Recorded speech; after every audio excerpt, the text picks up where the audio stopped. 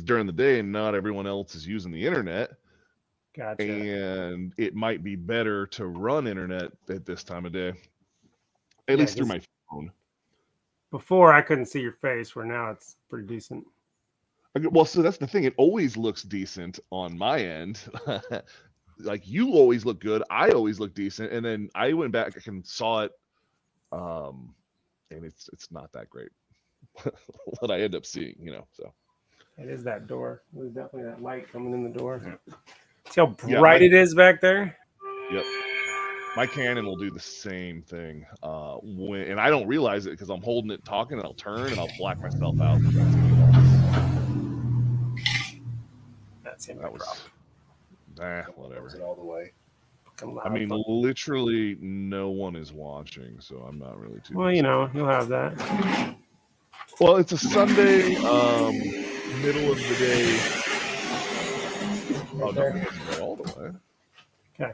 How about now? I mean, it was good before. Okay. I'm trying to break out some of the noise too. Oh, I don't care about the noise. You guys are gonna be making noise when you're working. Oh, we got people coming in now. All right, people in the chat. What's up, John? How's it going? I was just on the phone with him. Are they hearing you? You can't hear me now, or am I being too quiet? I can hear you. Just it's quiet because the speaker's set quiet.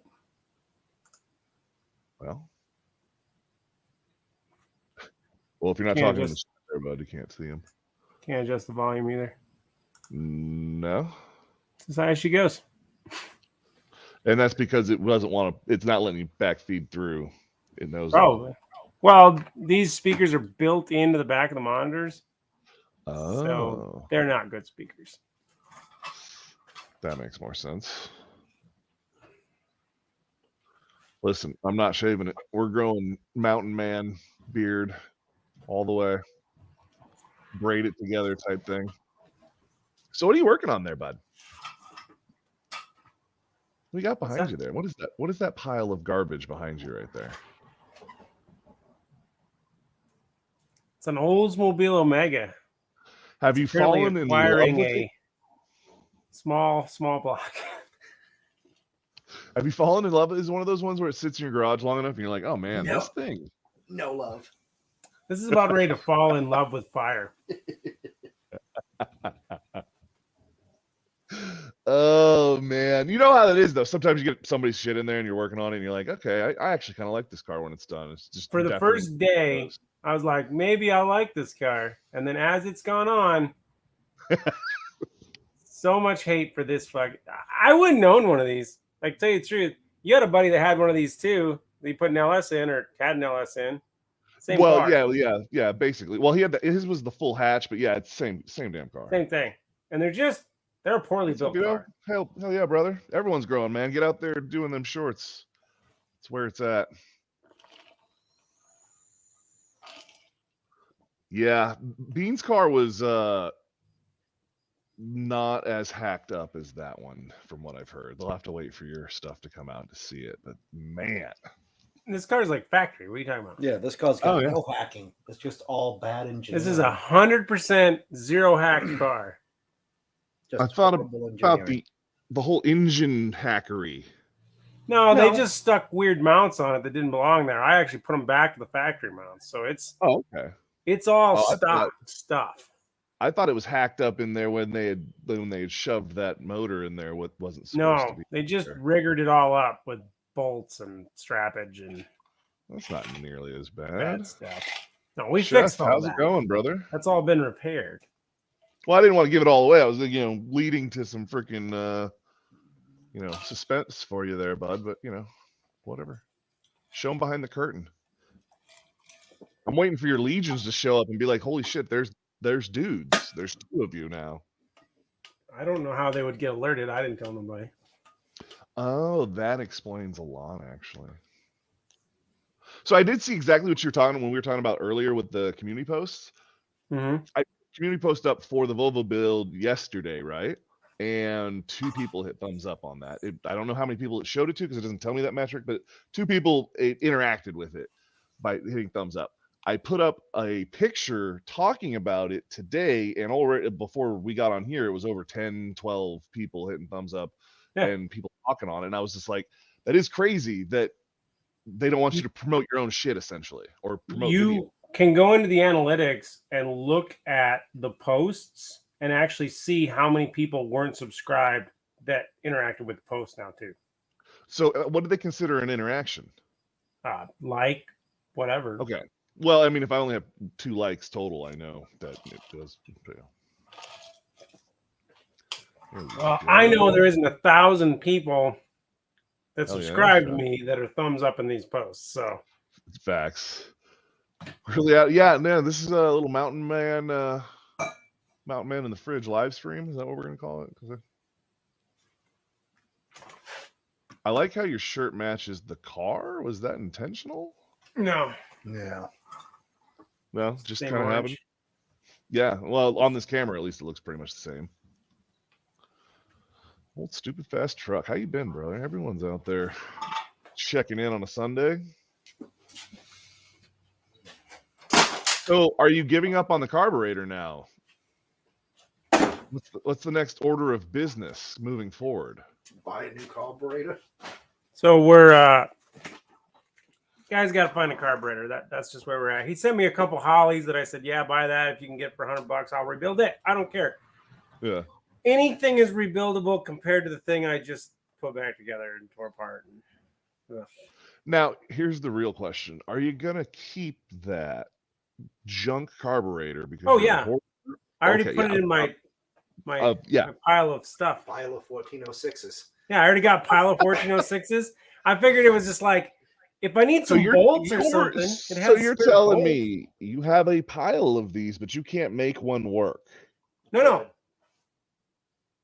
Not that one. Oh, okay. All right. I see what's going on here. And I'm not giving him one of my carbs. So, Ollie, what's up? I don't see why this is such a shock for everybody. I mean, I started in yesterday's video. I was starting to grow this, and now it's like this. It's not like it's been that crazy. This is the first live where you could actually see your face well enough to know it's there. Oh, is that what's happening? That makes a lot more sense now. Actually, I should put it that way. Okay. So, what do you have left other than like the carburetor and the top there? That thing's almost ready to leave. Carburetor, plumbing the training lines, coolant system, wiring. Got to get the headers and exhaust on it. They're all mocked up. We know they all fit now. Yeah. We're just doing that. So we just put the starter on to mock up how the header is going to fit and how we can run the training cooler lines. I said that somebody was going to say this earlier, and look at it. Here it is. You got the 2 dudes with wrenches finally over there. That guy? Well, yeah. That's what he's talking about. Old Rev 4. What's up, brother? I'm going to have to go find a wrench. Yeah. There's one floating around. Just going to sit around. You need to get one of those big fucking giant wrenches. You can just sit there with it in your chair, like playing. Yeah, we have one of those. I don't know where it is, though. It's floating around. Get that one. Wrench, where are you? You know, you wouldn't think you'd lose one, but I bought this novelty wrench just for this. That was an expensive novelty wrench. Ah, here we go. What? No, this is the Pittsburgh. This is one of the actual usable wrenches. No, that's not that big. Oh. Thanks, Rev4. Yeah, it's coming in, man. I've been putting a lot of effort into it. It's my new favorite thing to just sit here and look regal and you know, Mountain Man-esque.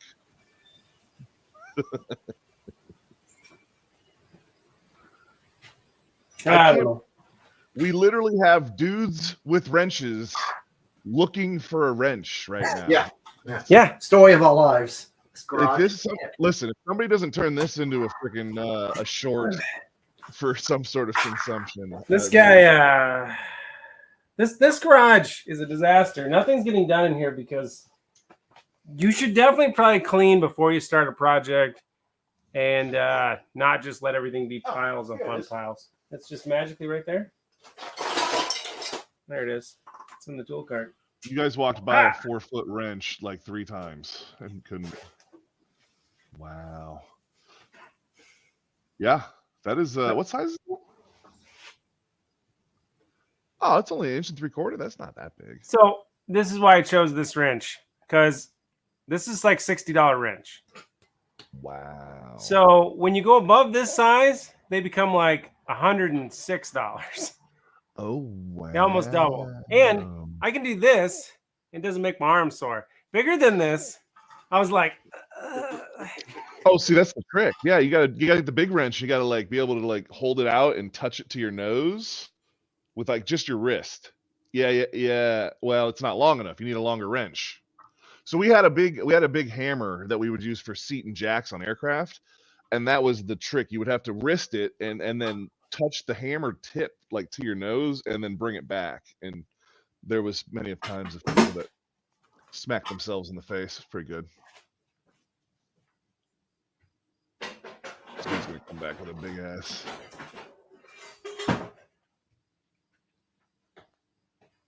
Oh, here you go, dudes. You've been called out right here. Oh shit, you're doing it with we did it with a mallet, like the rubber, like dead blow, a giant dead blow that size. But yeah, go ahead, man. If you want to smash yourself in the face, I won't ever say no. I don't.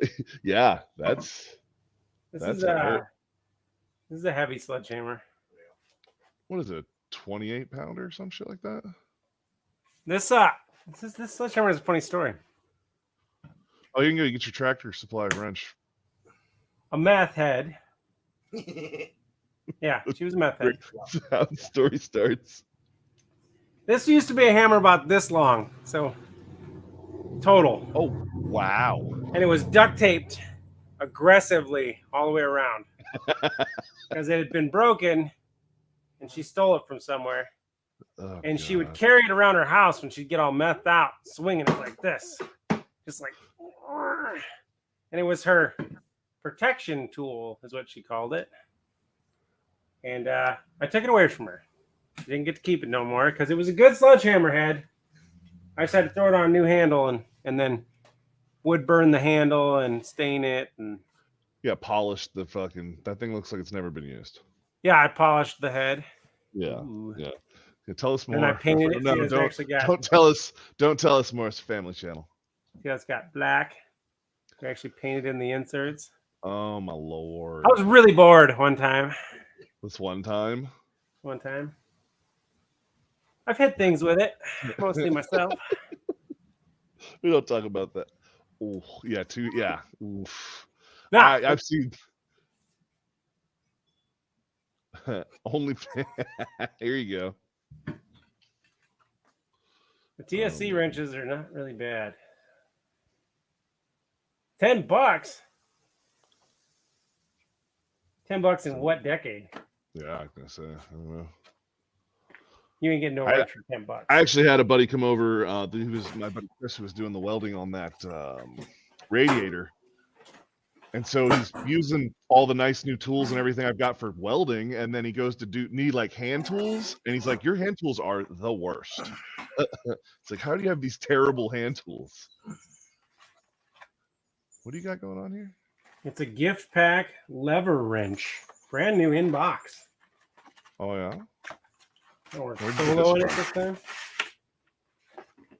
Ta-da! You ever seen one of these? I mean, it looks like a vice grip. Wow. Oh wow.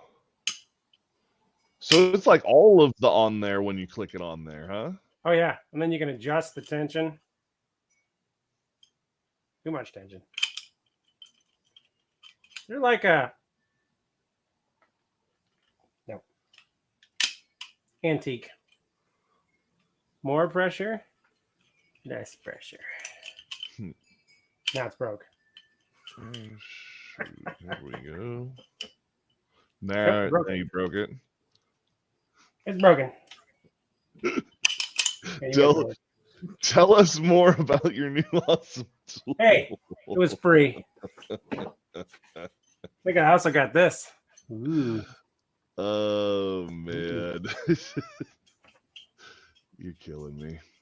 These were All cool right. back in the day before the internet, you know? What? You ever seen one of those? Oh yeah, back before the internet. I remember that time. Yep. All right, let's see here. Ask me a car that you would know how to know the value of in 1996. Any car. Sure, this book's got lots of cars. What was the Mustang going for? What year 96 Mustang? I don't know. Has to be a Pick one. classic. Oh, it's one of those classic deals. Oh, I don't know. What's a '69 Camaro going for in '93? Okay. Cadillac. Right. Chevrolet.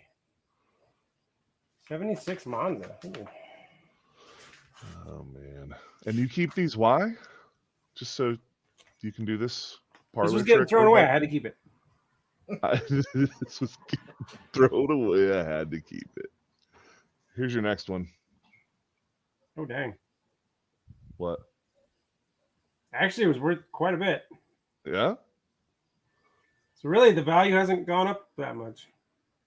Oh, really? So they've been that expensive just for a really long fucking time. Okay, that makes more sense. Oh, no, wait. No, yeah. No. Okay, that's Camaro. 68. So now we're going to 69. So let me find 69. 70. 69 Camaro. So 69 Camaro, premium condition, two-door coupe, $26,000. I mean, they go for more than that now. Well, if you had it, well, here's the big one though. So if you had a ZL1, which is like your premium outside of a Yanko, Yeah. that was worth $101,000 God in damn. Back then. '96. Oof. Corey, what is up? Here you go. 79 Trans Am. The 6.6. Okay. 6.6. That's what Find the they want. Pontiac section. Corey, how you doing? How you been? How's your Sunday? Doing this weird thing where we do it during the day, in the daylight. The internet's better that we found out so far. Is it still looking good on your end? Yeah. Yeah. Well, Got to go to the mountains to find the internet. you do. It's actually about 15 minutes up there. There's fiber optic and internet relay. So what and were we all looking for? shit. 79 Firebird? 79 Firebird. Trans Am. Trans Am. Oh, well, that's harder. 79 Trans Am 66. 79. I assume this is in some kind of crappy alphabetical order. Oh yeah, thanks. Bob. Firebird Grand Prix, Bonneville Broham. You and your bro. Yeah, I'm not seeing Trans Am. Just Firebird. Oh no, it's under Firebird. 1 second. Oh, Trans Am, $13,000. shut up. Yeah, Whew. and that's in premium number one Man. condition. If you had one in what they classify as a number 4, which is drivable, $4,000. Wow. Down to $2,200. Thanks, Chef. Yeah, no, we've been just slowly climbing. We got a pretty consistent fucking throwing out a shit ton of shorts and letting them stick thing going on here. Take 2 of them. Yeah, well, back then people weren't taking them in '93 apparently. So here's a good one for you. They actually list an 84 Sunbird in here. Okay. Because I guess a Sunbird was a classic in '97. I don't even know what a Sunbird is. So an 84 Sunbird in premium condition, convertible, is worth $8,500. Yeah, I don't even know what that car looks like. That's a Cavalier. Yeah. Oh, okay. It's the Pontiac Cavalier. Pontiac never really- version. I stick with I don't really know what those are then because those were terrible. Those are the type of things that GM did that I was like, I'm just gonna pretend you didn't do that. Oh God. Yeah, like that. See? This is why I picked up this box. Now that might actually be worth something. And it gives you like, Now, do you plan on doing much rebuilds on those? I don't, but I think it's a neat book. It is kind of cool. And then you Well, can, it shows you how to have this tool you'll never have to check valve spring tension. Oh wow. Here's a Ford parts list from 27, Yeah. Ford's parts list from 1927. 1927. Holy shit, that's cool. It gives you all See, your now, parts breakdowns. now that's got to be worth something to somebody. Yeah, that's why I saved this box from the garbage. I'm with it, but now I want to know how much it's worth. Ooh, Corvette numbering. God. So you can know what your Corvette's worth. Or how to identify it, I guess. See, this is how you learn way too much Oh, yeah, useless chef. information. Yeah. I can Well, study this. and I don't know. Learn and retain are two different things. I retain the most useless information. Yeah. And I only retain the nothing most. good. It's like Yeah. a steel colander. All the dumb Yeah. stuff is the baked on pasta. Yep. Oh shit. Man, Corvettes Good. have like high compression Hey. motors. Well, appreciate it, brother. Ryobi tools are trash. I don't even know who has Ryobi tools, but Well, I mean, you got yeah, brother. Milwaukee, so Is that the same? Yeah, they are. Oh, I same don't company, but probably not the same tool. I'm not going to openly say that, but it's made by the same company. Well, because I know Ryobi doesn't make a 12-volt system like the Milwaukee's ones are, do they? Like the similar battery configuration? Do they have a 12-volt line? I don't even know. I don't know shit about Ryobi tools. All I know is they're produced by the same distribution company. Well, There's probably look, some tool guy in here that can explain better than me. yeah, probably. I know. I like the M12 stuff. That's about what I know. What's this one? You want to service your downdraft carburetors? Well, it looks like you were you were into that. These are Mercedes shit here. Oh, these guys are going. Oh, chef and okay, here we go. The untold secrets of 67 to 69 Camaros. Ooh, and what are some of the untold secrets that are all over the internet now that we have the internet? Now, I bet some of the shit in this book probably never made it to the internet because no one cares. Yeah. I have a. Okay, all right, that all right.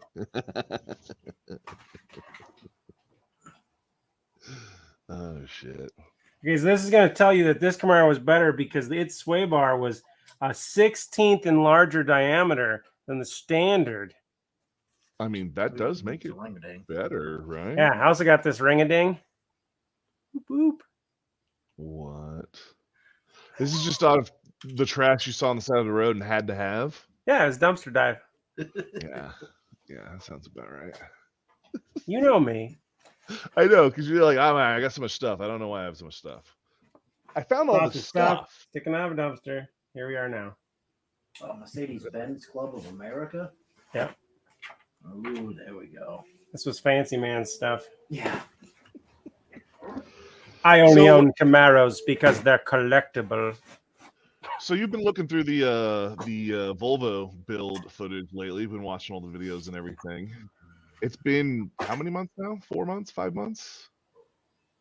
4 minus 8, 4 months. 4 months. Going on 5 months because we're at the end of this month. Yes, that is all proper math. What do you think, looking back at everything, seeing the things you didn't see from some of the videos and some of the footage? What are your thoughts now that we've finally seen the damn thing run? I don't remember having such a hard time with that compression fitting on that ARP line. And now I'm looking back on, yeah, that's probably going to be a problem for somebody later. I cut out so much of us fucking with that. Like, Yeah. the part I left in was a lot. It looked like we really fucked with that thing. And there was so much more footage there. Yeah, because I'm sitting there, remember back, I'm like, I do remember that thing being a fucking pain in the ass. Oh, Now, I had I blanked forgotten that out all of my about it. head. So that means Yeah, it was so that bad, I just- tried to forget it. Good. It just, oh, man. And then I Here look we go. back and go, Pat I Paulson guess in the cross-threaded building, is brother. threaded. So Listen, cross threads are better than no threads, and that thing did not leak when I left the state of Arkansas. I'm just saying a higher pressure pump later on in its life might not be such a good idea. Listen, that thing is a trooper, and it will be fine. So that was it. That's the only thing, though. Oh yeah, he actually reads things. That's where he gets his announcer. No, that's not your announcer voice. That's your just reading by the fire voice with your cognac and cigar. Cognac. I think you're saying it wrong. I might be. I'm saying it my way. If you don't like it, well. Man, this has got just All the Mercedes. the highest quality of pictures in this Mercedes thing. So this is just a magazine. Ugh. You got somebody's old dirty magazine. This is somebody's old dirty magazines. Yeah. Like jerk off to Mercedes. Some people, I mean, listen, I've seen things that can't be unseen. You guys remember that TV show of the dude that made love to his car and they put it like on TV? It was some weird, it was on. Oh, like a fetish show? Yeah, it was on like the Science Channel. Yeah, I do remember that. Like that. The lady would like eat her dead husband's ashes and shit. And yeah, this weird shit out there. No. Yeah. I remember that one. She'd like bake them into cakes and stuff. And like, I don't know what I'll do when all of his ashes are gone. It's like, oh my God, Jeffrey Dahmer, just sit down, lady. I'll say this, out of disrespect because the guy's dead, but I had a guy I knew that when his father died, he had his father's ashes put in a bullet that was the last bullet he fired going hunting with his dad before he passed away. Like all this symbolism, right? Yeah. And he carried it on his keychain because all this important symbolism and you carry it with your keys. But on his dad's birthday, he would crack that thing open and he would like put a lash on his finger and stick it on his tongue and like say a little prayer. And I'm like, why do you do that? And he's like, so my dad can be with me. And I'm like, odd. I think you mean in you, but next story. Yeah, like you're literally turning your dad into shit. Like that's. Yep, that's where I was trying to end it before we got there. But alrighty then, next topic of conversation, please. Oh man, so what is the next plan for the garage after you get that pile behind you out of there? I'll let this guy fill that in because it's No. I got to put the front end of my pickup truck back together. So straight up maintenance. Oh, okay. Actually working on your guys' stuff for once. Yeah. No, it's upper arms, lower ball joints, tie rods, basically everything that spins up front. Oh yeah, hey Mongrels, what's up, brother? Welcome in.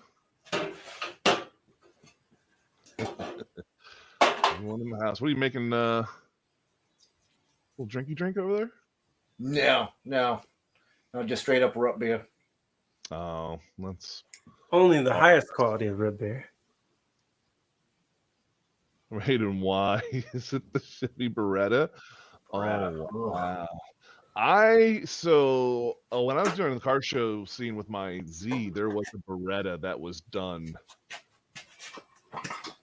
I had a lot of stuff done to it. I had the Corvette rear tail lights molded into it somehow, and a bunch of other just bastardizing things done to this Beretta. Over the years, I have seen some first-gen Cavaliers and Berettas that have been fully customized, and they still look like a Beretta or a Cavalier, but they are not. Like bagged, dropped, V8 swapped. I mean, Wow. Yep, just front engine, rear wheel drive. nuts stuff. Uh-huh. Now, me, I'd never waste that kind of time and effort on a Cavalier. Yeah, you say that coming from the guy. What was your drug of choice when it came to shitty front wheel drive cars? I never fucking V8 swapped them and made them rear wheel drive. What kind of shitty front wheel drive car was that? 99 to 2002 Buick Regal GS. Okay. Just saying. At least my shitty car that I did that kind of dumb shit to was a 350Z. Yeah, I should have started out with something better. That's what I'm saying. Yeah, that's the only difference. I started in a better spot. Yeah, mine was at least rear wheel drive. 100% of it. Yeah. Oh man. Really looking back, I regret about 120% of it. So that sounds A about great right. factory. Just don't play with them. Yeah, that's what I'm gonna try with this new with the X3 is I'm gonna try this thing where I leave it stock and don't try to make it better. Yeah, sit there and tell yourself like maybe the engineers who engineered this thing might have had some ideas to make it exactly what it needed to be without any extra things added. Well, in some What, it's gonna be a things, second yes. Pro What's GT. up, Junkers? How's it going, buddy?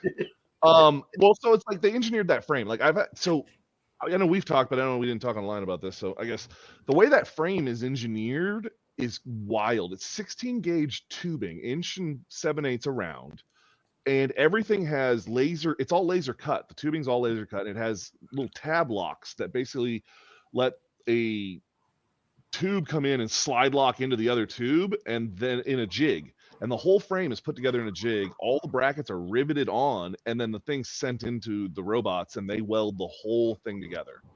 Like the roll cage in the back, where it makes the round and goes like from the transition from down to the back of the machine. That's not even a continue. It looks like it's one piece, but it's really just a stamped piece that's molded over the top and riveted and welded in. It's not even a solid tube all the way down. Like they made it as strong for as light as possible throughout the whole thing, which has its own problems. But that's like the picture I sent you earlier. That would be a cool little side by side. But the fact that it has all that steel plating, I bet it's slow as hell. So much weight, on the front of that thing, and that's what you run into. You do like a full chrome moly frame or something like that, and you just doubled, or if not tripled, the full weight of the machine. And then now you want to transfer that over to the motor, which wasn't designed to push that kind of power, because at the end of the day, you're still running a CVT transmission. Yeah, because there's like belts and clutches and whatnot. It's just one big ass gnarly belt, and and any weight is just you're just killing. It's not good for you. Yeah, exactly. You make it harder. So that's the trick of it. You got to figure out how to make it stronger, but not too strong, but not too heavy. So yeah, I don't all know. it is I had a lot of experiments. Snowmobile. So the way I've seen a lot of like rock climbers and do stuff, so they'll do instead of taking like, let's just say we got a roll bar that goes like this. Yeah. You take and you do a roll bar, and then the more welds, the more attachments you make, the more strength you add in points. Same amount of metal, but more little hoops and bends creates more strength, which then creates a better cage. Well, yeah, and you triangulate and all of the other. That's like some of the. One of the weird things when I was doing what I was doing to this thing. The way they cantilever everything and the way that frame is done, there's just such a spot where I'm like, I can totally see how this whole front end just will. If you like lose the front cage, that cage is so structural to the thing not folding up like a banana. You know what I mean? Yeah. Like, which goes back to these aren't a car, and they aren't meant to be hit. Well, nothing's designed to be hit realistically. Most cars nowadays are designed to be hit. They're not designed to be fixed afterwards. Well, that's where these are. Then that is the exact same that's up with this, because the tubing doesn't. It crushes as it's kind of got this weird property where it will crush and absorb a lot of energy, and then it also moves all the rest of the pipes a little bit too, kind of like a regular cage. It's kind of a weird melding of the way they've done what they've done there. Because my thought is you never want it to be too rigid, because anytime you don't have a crumple zone of some kind, too much rigid steel, that's where you kill the occupants in the vehicle, because they're not going to stop moving. Well, that's when it becomes a race buggy or a race car at some point. Yeah. At that, and then you need a Hans device and four-way harnesses. Well, I mean, you're talking 4-point harnesses and these. The only difference in this thing is the Hans device. Yeah. But you got to figure out what the hell you're doing with it. If you're going to drive it crazy, you need to be prepared for it. You're just going to go out and play with it, but you got to be able to not put your foot to the floor in places where you shouldn't. So is it truly built to drive it crazy, or is it somewhere in the middle? I mean, it will do it, and it's just a question of how long. But that's with anything that you drive crazy. I mean, the fully built ones, like the trophy truck type style ones that are, custom built $100,000 rigs or whatever they are, they all break. You have problems. Things happen as you beat them. You know what I mean? It's just a longevity. How long do you get out of it? That's the question. So these things, if you beat them hard, they're only going to stay perfect for so long, but they're still going to ride. It just might be a little wonky.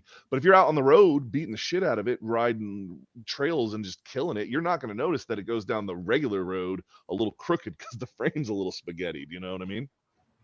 When you're flying it around the corners and it's bouncing and doing its thing, you're not looking for a smooth ride at that point. So what's the average hours on one of these before they're completely kaput? I don't know, because there's two different types of used rigs at this point, especially out here. You have totaled, pretty new, but all totaled, and then you've got pretty pristine cases. These sets, I think it was like 2015 is when they started making these ones, and so there's not a whole lot of like old ones, quote unquote, out there. You know what I mean? Well, it goes Like back either- to a guy that puts a lot of hours on one isn't probably that many hours in reality. Yeah, they're still like four-wheelers and bikes where lots of you don't see them with a lot of hours that I've noticed. The ones Well, I've like seen you said, you put like a 110 miles or something on yours already. in a weekend. Yeah. Yeah. So a guy that takes it out to the dunes every weekend, he could see, 60, 70 miles a weekend. Maybe. Times Well, that depends. 10. Most of these people buy this thing, store it at a storage unit or in their garage somewhere, and take it out every now and again to somewhere they can ride it. Not everyone lives where they can literally go left or right and ride. Well, that's what I'm saying. Even if you were a guy that took it out every weekend, so that every weekend would be heavy use, and got 50 to 100 miles out of it every weekend for 52 weeks. That's That's gonna be maximum that's guy that 5,200 uses miles it. Yeah. a year. Yeah. Yeah, that's heavy use. So I have not seen any that were for sale that I was actually looking at that were in that mileage range for a probably 2017 to 2020. I didn't see any in that above 4,000 miles on the rig total. okay. And that's and all these people are like, this rig has all this cool stuff on it, so it's 40 grand. And I'm like,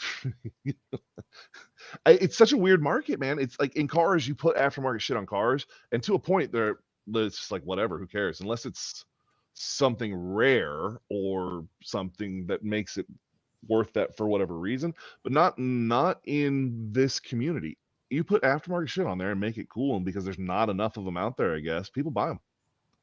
There are guys in the new ones that are in the shorter wheelbase like mine because they can't get the ones with the wider wheelbase, and then they order all the wider wheelbase parts and upgrade it to a wider wheelbase. And then also goes back to what you can afford when you buy it. Yeah.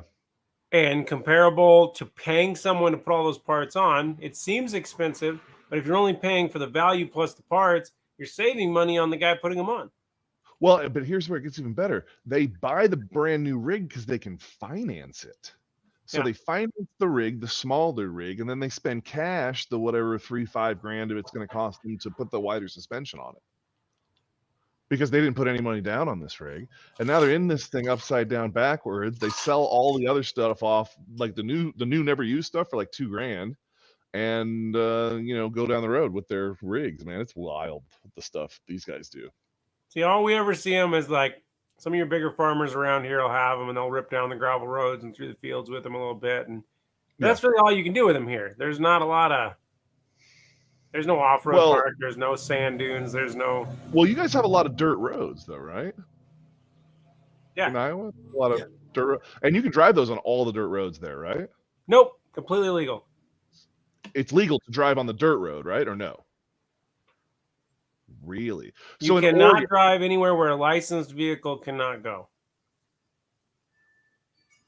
So, in Oregon, any dirt road is an off-road road. So if you're on a dirt road in one of these, you're legal anywhere. You get an off-road tag. It's good for 2 years. It's $10. No, so the way our dirt roads work is there's a sign that says Class B, C, D, whatever road, and all that means is if you get stuck out here, it's on you. It's on you. Have fun. And that's it. That's the rule. It still follows all legal rules of every passenger vehicle and licensed vehicle, etc. Oh yeah. Heck, we've got county roads that are still gravel. Yep. Yeah, that's the. Yeah, so we have a lot of county roads and stuff out in the woods, and like I said, Oregon doesn't give a shit. They're just like, do it, send it. No, these Give us $10. No, these would be like, your major thoroughfares. So they'd be like what normally would be, a paved county road going from two towns.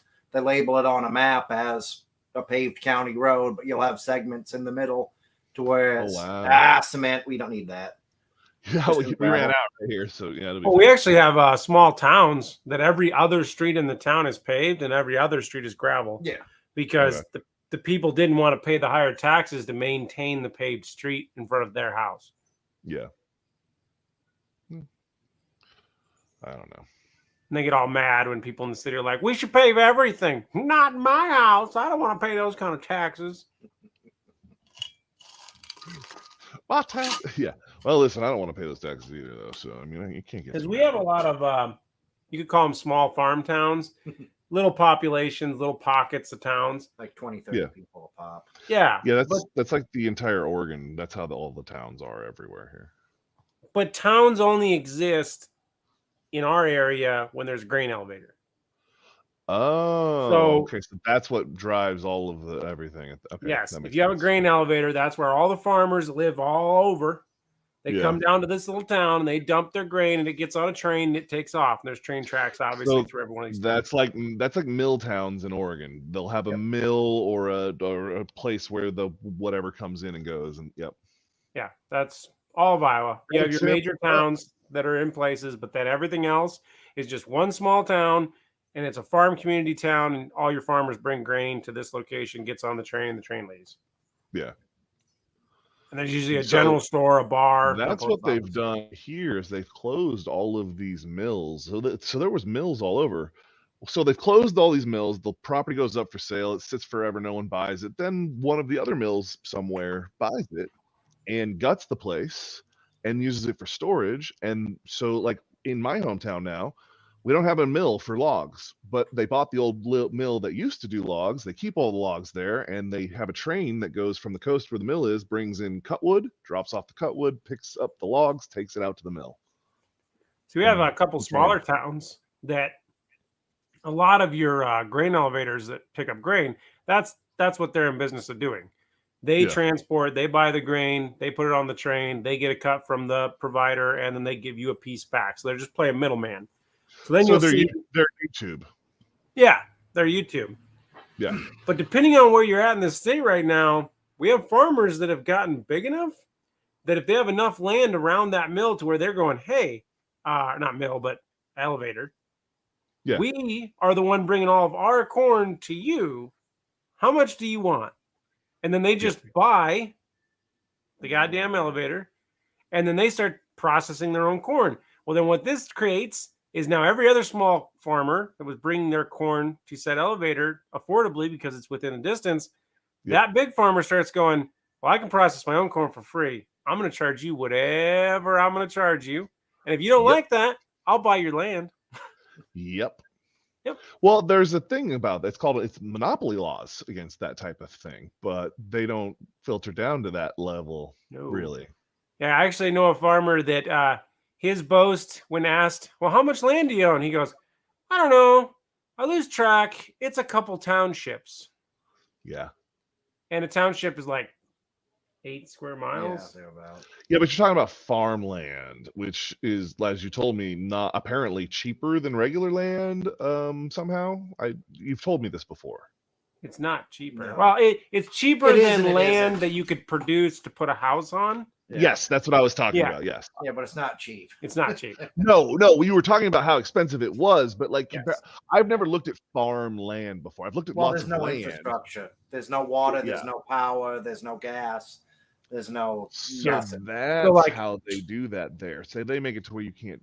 So in Oregon, they do the same thing, and they do that where they don't want people to develop into the woods, so they just track it off to where you can go log. You can buy a piece of land and log it. You could live on it, but you can never get infrastructure up there, which is why we were talking about where that cable goes up to that mountain. Everything up in there you can't get power to, but that place has power. Yeah. Yeah. And the reason is because that they don't want people to develop those areas. It's probably the same thing they're doing with that there. Well, and I don't know, in Oregon, do they use above ground or below ground utilities? Both, depending. Like, so going up that mountain, it's all underground. You'd never know there's any power there. But coming up my road, I've got power poles that go. I mean, and then I have Yeah, external. so you can always look. Scenic areas will always have underground utilities because then it's less maintenance for the power company. Yes. So Yeah. you So can always we've kind of got tell a how high scenic test. you're getting once the utilities go underground. So we have a high test line that goes like up it goes along the I-5 corridor. It's like all in a mountain range in, and it goes right through by where I live. And So you it have a carries distribution line. I guess whatever that it's the three Yeah. big wires that go for a long ways. Yeah, so yeah, okay, sorry. It's distribution and transmission. So that's a transmission line taking power from one place to another, where distribution lines disperse from a substation or head unit Yes. out to the actual users. Yes. So this is definitely going from something big to something big and then goes. Yeah. But it runs in, but it's all run on they've sold a bunch of it as private property where you own the power line road. So we used to ride them for, long distances. It was good riding because the roads were maintained enough to be rideable, but still fun to ride because they were pretty gnarly. And then people started buying them and fencing them off and whatnot. That really sucked. So they own the road or the land? The land that the line goes through. See, most of that stuff, right-of-way agreements are always placed on the land to the original owner or sale. Yeah. Now, it may be different in that state depending on what laws. So essentially, when you no buy idea. land that has power distribution or transmission running through it, you are essentially buying land with the agreement that you're not getting anything from it, and you just have to have it. Essentially, well, they came and they fenced everything off and made it to where you can't get through. So yeah, they obviously own it somehow. I mean, obviously the power company can get in there whenever they want. I don't know who. So is your power company state owned or private? Fuck if I know, man. Huh. Not up on. You can ask the Google box. I have to know. I don't pay the power bill, and that's not my bill. She pays that one. I don't even know who the power company is here. It's probably Pacific something. Pacific Corp? Probably. It's always Pacific something. That's like all of the big Pacific Power. It might just be Pacific Power or PP&E, Pacific Power and Energy. You also pay like your water bill through them too, or do you have a well? Water bill. Utilities? What? I don't even have a phone line, remember? There's no internet. Water bill? Get the fuck out of here. So you got a well. Yes.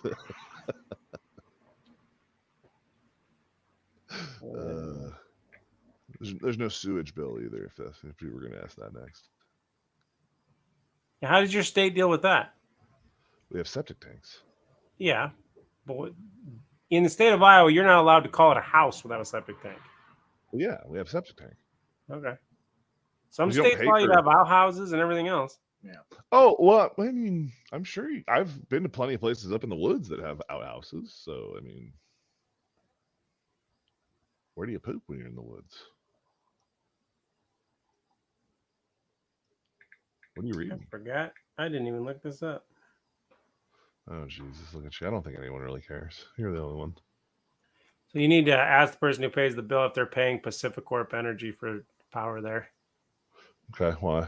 Did they suck? No. No.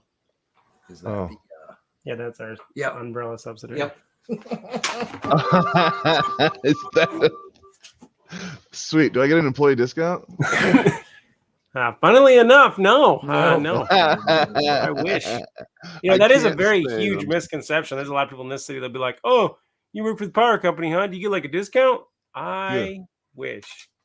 That would be awesome, yeah. If I got a discount, I'd be running like a server farm in here, just like mining Bitcoin. Yeah. Eating up all of the power. Shit, I don't know why you're not doing that at work somewhere. Because we also have to pay ourselves. Yeah.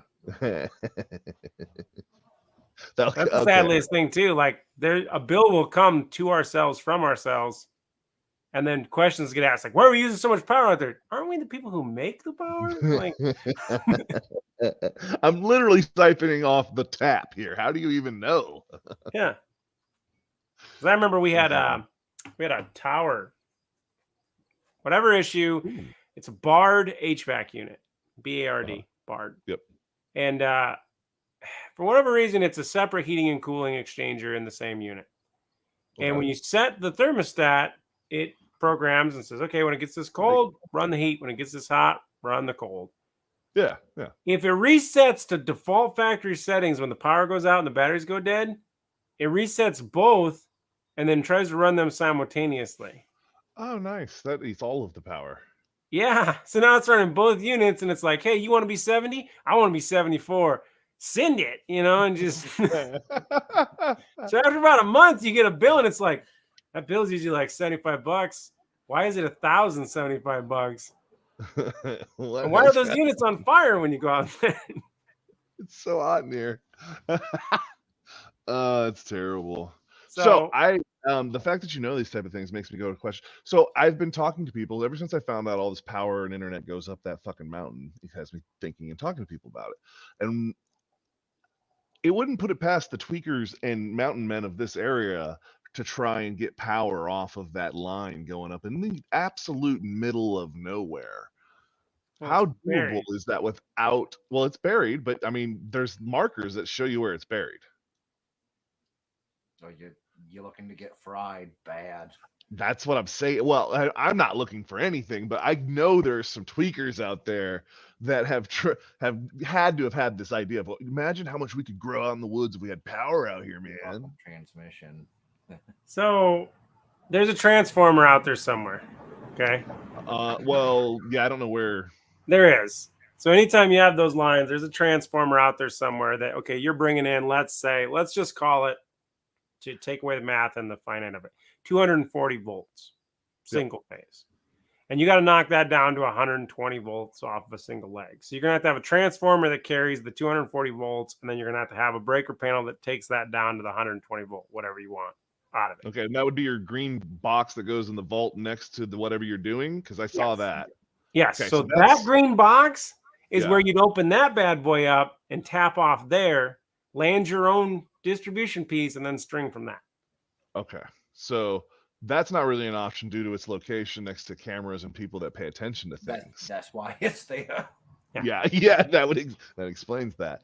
All right, and so then getting a tap off somewhere, because that was my other question before I found out that's probably because they don't want people having power there. Why wouldn't you be able to just drop another volt somewhere and tap into the line somewhere along and then you could from there? If you bought that vault and knocked their power out, did it quick enough for them not to notice why their power was down, and then you could feed off that. That's all a possibility. There's no way to knock that line dead without. Okay, so you cut the line and it's just live over here, and you got to try and hook back up while it's live. Yeah, no, there's no tweakers pulling this off without being crispy. Yeah, without being really dead. Well, again, a lot of people probably attempted it once.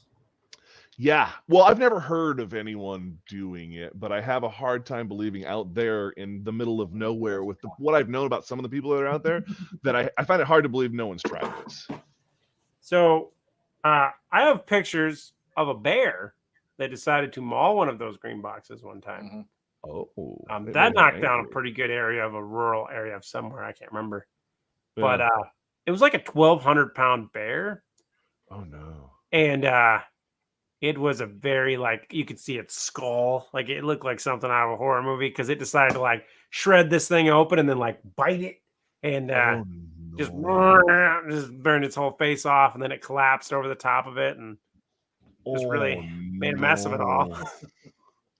Baked it. Took a big payloader to remove said bear.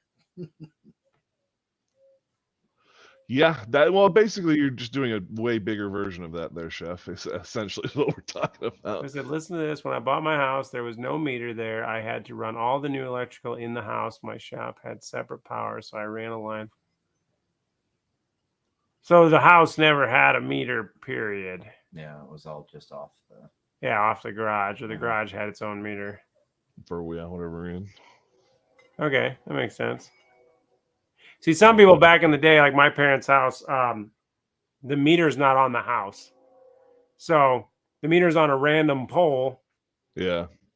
away by the transformer. And then they run that down to another sub panel in the house because there's a disconnect and a shut off on the breaker on the meter underneath. pole. Yep. But see, that's where it gets kind of screwy because power companies don't maintain anything after the meter.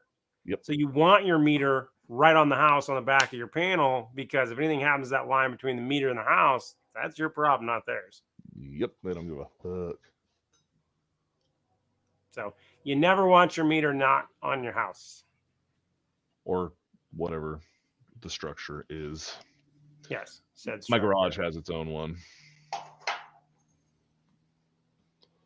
Let's see what's going on here.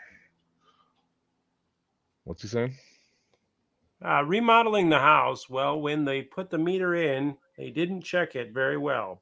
The meter wasn't running, but I had power. They read the meter and I paid the bill I got every month. Not running power, you're probably only getting a meter charge. See, that's the other crap thing power companies do, if you didn't know. If you have a meter that does not get used and you do not ask them to remove said meter, they will charge you $10 a month just for the meter charge. To sit there. Doesn't fucking affect them at all. No. Just yeah, because they're gonna let meters they probably have a warehouse of meters sitting around. Oh yeah. Well, here's the best part. If you don't have a meter, you say, okay, remove the meter. And then you just tap into it and start stealing power from the leads. They're not going to know because there's no meter. Well, they'll figure it out at some point when they start figuring out they're sending all this power down this leg and they're not getting money back for it. Oh, they figure it out. You know how I know? Here in Oregon, they have a problem especially my neighborhood. In fact, the property I'm on, the reason we bought the property is because it became very cheap after he was busted for stealing the power. And he had tapped in up on the pole, like shimmied up the pole and tapped into where he was stealing power. That was done through a visual inspection. It's like that was caught on a visual. That wasn't caught on a. So my dad has a shop that uses a very large amount of power. It's got a very large power that comes into that place. And the power company came out. This was back in the early 2000s, and they knew that they had power. They were losing power in this valley somewhere. They didn't know where. So they were going to all the people that were using big amounts of power and visual inspecting, trying to figure out where. So there's going to be your extreme situation. Now I can tell you that extreme situation was probably due to the fact there was a grow house underground tapped into a line stealing power. Yes, there was four fucking Connex containers stacked next to each. It was a giant grow operation underground. So that is a acceptable amount of loss where they're just going to be like, this doesn't add up. Yep. Yeah. But a normal home. But a normal, like, I live out in a shack in the woods and I start stealing power off of a pole for general use. Okay. They're only going to catch that on visual inspection. They will never pick up on that amount of use. Yeah, and if you're in the middle of fucking nowhere enough, they don't get looked at very often. Yeah. Well, and it goes back to, a grow operation is taking insane amounts of power. Yeah. It's a small factory, so it's like, yes. They're like, weird. Yeah, and that's basically what it boiled down to. They walked into my dad's garage because they were like, why are you using so much power? He's like, come on in. And he's got like the AC going and all of the machines working. And it's like, oh, okay, this is why you use the shit. Here's the other side of it.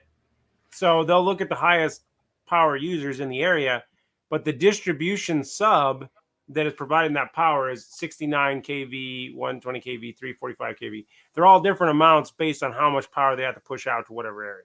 So that sub is going to monitor how much power usage comes through it. So if they only see 8 people that pay them to use power, and that substation is generally using the power of 70 people, then they're going to start asking questions. Yeah, what the fuck's going on here? Makes sense. Yeah. So, I mean, it is trackable. Technology is getting better to track it even better than that, but generally you could probably get away with pilfering some power for a while. Yeah. Well, and then that's the problem with pilfering any power. No matter how you do it, there's always a cable that leads right to wherever you are. Yeah. Literally. They used to have a big problem with bigger cities. You'd have houses that were for sale for years or That might- abandoned or whatever. So they'd pull a Yeah. meter or they'd pull the panel, and then they would just clip jumper cables right to the leads inside the meter and then clip it Yeah. over to a regular power panel box, flip the breakers on, and boom, they have power in that house now Yeah. without being tracked. And then they would essentially turn the basement into a meth lab or whatever they needed to do, and then move on to the next place once some information got out. Yeah. Maybe you lose the operation, but you get paid for it 3 times, 4 times over. So Because now they can't track you because you weren't associated with the house at all. so fucking walk away. Nope. Yeah, not wrong. And then if you're doing it right, you take the clean money you've been laundering and just buy the house and bulldoze the property after that, because now it's worthless because it was a meth lab. It's about right. So you own a meth lab and a real estate company. I'm just saying. Did he? I'll have to get over there and check that out there, Run Pat. that head so that Yeah. ambitious. Ambitious methods. We don't got that many. Well, I mean, that's actually probably a really good side effect of the whole meth being not ambitious, because if you were super ambitious and all methed up, imagine what you could get done. Wow. It's hard to concentrate though. Well, that's what I'm saying. Imagine you had the pluses without all the negatives. The minuses. Yeah. So about that thing we talked about the other night with that person I know that did the thing. Oh yes, that thing. I was gonna say Officially you have to be on the more specific. run. So yeah, that's gonna just buff itself out, like I said. Yeah, it's gonna buff itself out.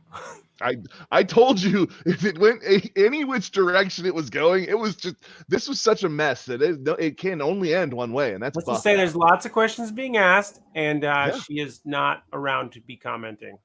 Oh Yeah. yeah. not I'm forwarding all my comments. So I'm out of town for a little while.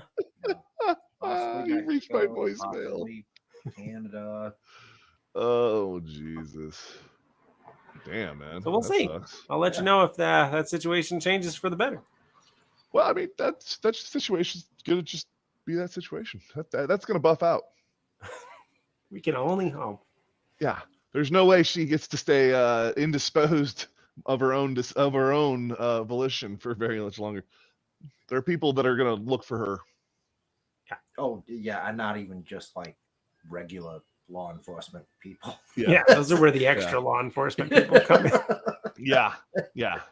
No. That person that killed that child. Yeah. Oh. Yeah. Anyway, Yeah, the people. Who But say yeah, state so lines, we are state lines. getting up to about an hour here. We do these things for about an hour. Say hey to everyone. Appreciate it. We're going to try and day ones, which it seems like the day worked really better for the internet quality here. So not so much for the people around, which I understand. People are doing things on Saturdays and Sundays during the day. That's why we do them at night. But I appreciate everyone coming in. Dudes with wrenches. It's always refreshing to see the two of you. It's really weird when it's only one dude with wrench. Unless you had two wrenches. Plural. You never have just two wrenches. here, pull on my wrench. Oh yeah. Stay for the nudity. Yeah, I didn't 2-man wrench action.